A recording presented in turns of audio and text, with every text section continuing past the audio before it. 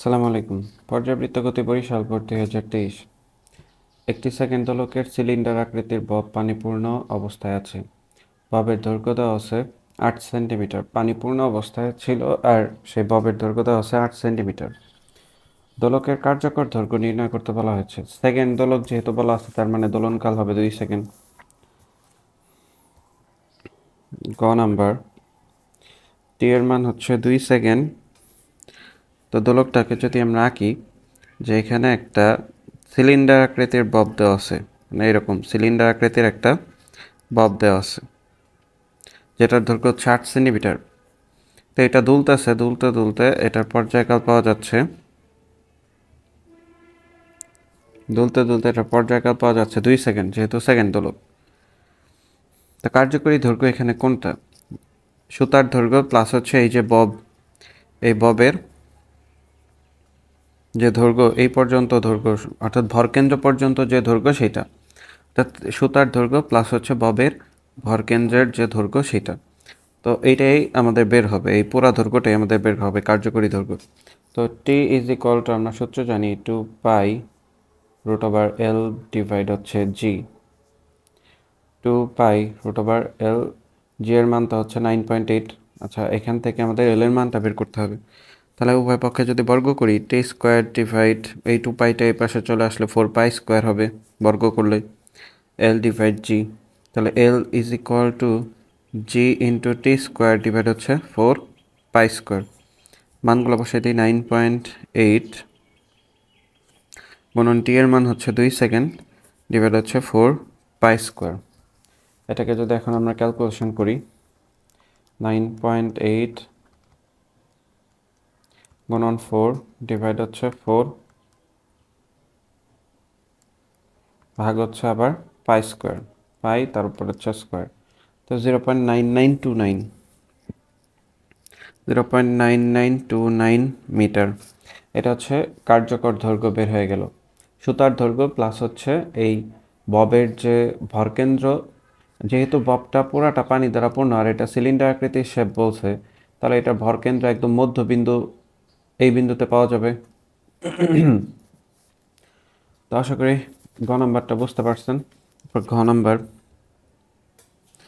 ঘ নাম্বার বলছে যে ববটির অর্ধেক খালি করলে দোলকটি দ্রুত চলবে না ধীরে চলবে, গাণিতিকভাবে যাচাই করো। ববটির অর্ধেক খালি করলে, ববটি অর্ধেক খালি করলে মানে এর যে পানি ছিল সম্পূর্ণ অংশ পানি দ্বারা পূর্ণ ছিল, এটাকে যদি অর্ধেক খালি করি তাহলে এখন অর্ধেকে পানি আছে, বাকি অর্ধেকে পানি থাকবে না, অর্থাৎ এই বাকি অর্ধেকে পানি থাকবে না।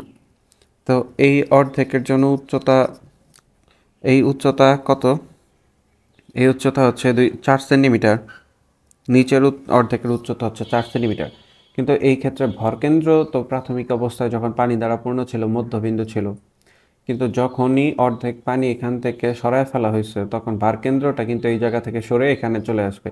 যেহেতু ববটার ক্ষেত্রে কোনো ভরের কথা বলা নাই, এখানে যে পানি আছে সেই পানিটারই ভর আছে, তাহলে এখানে এখন ভরকেন্দ্র পাবো এটার মধ্যবিন্দুতে।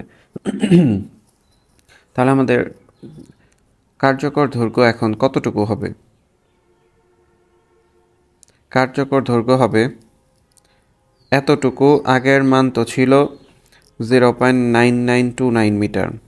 এখন এই 0.9929-এর সাথে আরও 2 সেন্টিমিটার, এতটুকু 2 সেন্টিমিটার যোগ হচ্ছে। তাহলে এখন কার্যকরী দৈর্ঘ্য হবে 0.9929 যোগ 0.02 মিটার। এটা 2 সেন্টিমিটার, এতটুকু হচ্ছে 2 সেন্টিমিটার। তাকে যদি মিটার নেই তাহলে 0.2 মিটার হবে। তাহলে এটা হচ্ছে নতুন কার্যকরী দৈর্ঘ্য। তো এইটার সাথে যোগ করব 0.02, 1.0129 মিটার। এটা হচ্ছে নতুন কার্যকরী দৈর্ঘ্য পেলাম। তো ববটা বলছে যে ববটির অর্ধেক খালি করলে দোলকটি দ্রুত চলবে নাকি ধীরে চলবে। ববটির অর্ধেক পানি খালি করলে দোলকটি দ্রুত চলবে না ধীরে চলবে, এটার জন্য আমাদের এখন আবার পর্যায়কাল বের করতে হবে। T is equal to 2 pi root over L by G. ববটির যখন অর্ধেক খালি করা হয়েছে তখন কিন্তু কার্যকর দৈর্ঘ্য হয়েছে 1.0129 মিটার। এখন ভরের ওপর কিন্তু ডিপেন্ড করে না, এখানে কিন্তু আমরা কোথাও ভরের কোনো অংশ নেই যে প্রাথমিক অবস্থায় যখন পূর্ণ ছিল তখন ভর বেশি ছিল, পরে ভর অর্ধেক কমানোর কারণে ভর কমে গেছে, কিন্তু ভরের উপর কিন্তু ডিপেন্ড করে না, ডিপেন্ড করে হচ্ছে কার্যকর দৈর্ঘ্যের উপর। এখন কার্যকর দৈর্ঘ্য বেড়ে গেছে, 2π√/L এর মান হচ্ছে 1.0129 ডিভাইড জি 9.8। কার্যকর দৈর্ঘ্য কেন বেড়ে গেছে আশা করি সবাই বুঝতে পারছেন, যে ববের এখন অর্ধেক পানি নাই, নিচের অর্ধেক পানি আছে, ভরকেন্দ্র এখান থেকে এখানে সরে আসছে, অর্থাৎ এই অংশটুকুর অর্ধেক। তাহলে এইখান থেকে হিসাব হবে হচ্ছে একদম ওপর পর্যন্ত। তা আগে ছিল এতটুকু 0.9929, তার সাথে এই 2 সেন্টিমিটার যোগ। তাহলে এটাকে যদি এখন আমরা ক্যালকুলেশন করি 1.0129, এটাকে ভাগ দিতে হবে 9.8 দিয়ে, তাকে রুট করতে হবে, গুণন 2 ইন্টু পাই, 2.0199 সেকেন্ড। বা এটাকে আমরা 2.02 লিখতে পারি অ্যাপ্রক্সিমেটলি 2.02 সেকেন্ড। অর্থাৎ ববটি অর্ধেক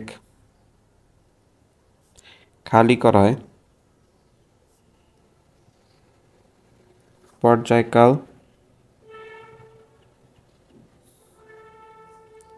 বেড়ে গেছে। ববটি অর্ধেক খালি করায় পর্যায়কাল বেড়ে গেছে। পর্যায়কাল বেড়ে যাওয়া মানে কি? ধীরে চলা, সরল দোলক ধীরে চলা, অর্থাৎ এই জায়গা থেকে আগে এই জায়গায় গিয়ে আবার এই জায়গায় ফিরে আসতে সময় লাগতো 2 সেকেন্ড, কিন্তু এখন সময় লাগবে কত? 2.02 সেকেন্ড, 2.02 সেকেন্ড। তার মানে বেশি সময় লাগতেছে, তার মানে এটা ধীরে চলতেছে, অর্থাৎ এখানে আমরা বলতে পারি সরল দোলকটি ধীরে চলবে।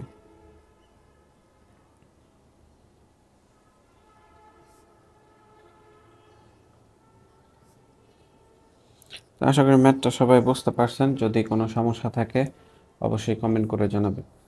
আল্লাহ হাফেজ।